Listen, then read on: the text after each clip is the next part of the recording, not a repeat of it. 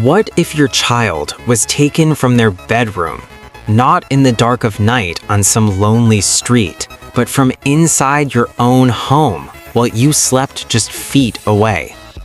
For 9 months, Elizabeth Smart vanished into silence. No ransom, no clues, and almost no hope. So how did she survive? And why did it take so long to find her, even when she was hiding in plain sight? Before we begin, like this video and subscribe to Casefile Commentary TV, because we break down the most disturbing real-life cases you won't hear explained anywhere else.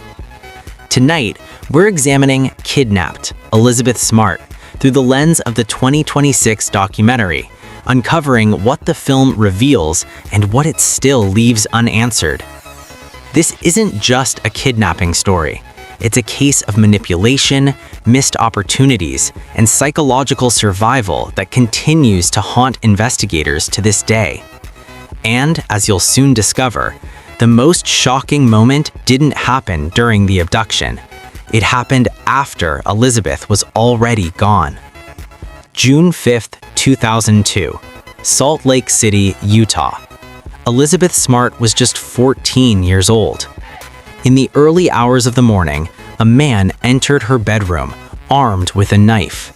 He whispered threats. He warned her not to scream. Then, in a moment that would shatter her family forever, Elizabeth was led out of her home.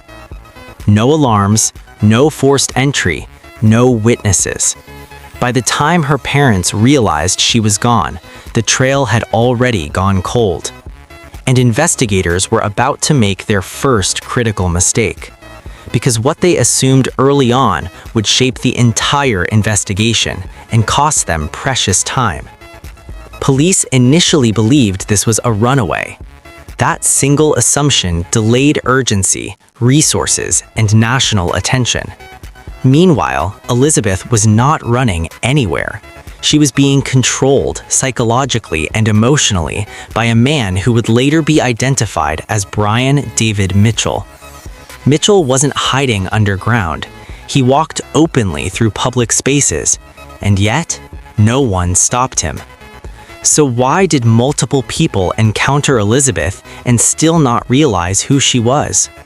The 2026 documentary does something earlier coverage failed to do. It focuses on mental imprisonment, not just physical restraint. Elizabeth was isolated, threatened, manipulated through fear, religion, and survival instincts. She later described how silence became her protection, not because she wanted to disappear, but because speaking up felt like a death sentence. Ask yourself this: if you were trained to believe escape would cost your life, would you risk everything for a chance no one might believe you? This is where the case becomes unbearable. Elizabeth was seen multiple times in public. Police officers encountered her captor. Bystanders noticed her, yet no one made the connection. Why? The documentary reveals a chilling truth. We expect victims to look panicked, broken, screaming for help. But real trauma doesn't always look like that. Sometimes it looks quiet. And that misunderstanding nearly cost Elizabeth her life. If this case is making you rethink everything you thought you knew about abduction and survival, subscribe to Casefile Commentary TV, because we break down the most disturbing real-life cases you won't hear explained anywhere else. Chapter 5: The Breakthrough. 9 months after the kidnapping, everything changed. 2 strangers recognized Elizabeth. 1 phone call, 1 moment of courage, and suddenly a case that seemed impossible was over. Elizabeth was alive, but survival didn't mean the story ended there.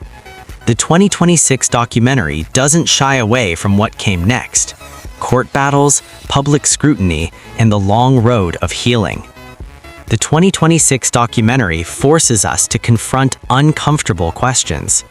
How many victims are dismissed because they don't look like victims? How often do assumptions delay justice? And how many Elizabeth Smarts are still out there, unseen? This wasn't just a failure of one system, it was a failure of perception. Elizabeth Smart survived the unimaginable, not because the system worked, but because she endured. Her story reminds us that silence does not mean consent, compliance does not mean choice, and survival doesn't always look heroic in the moment. If you believe these stories matter, like this video, subscribe to Casefile Commentary TV, and turn on notifications so you never miss a case that deserves to be remembered. Because the next story might be closer than you think.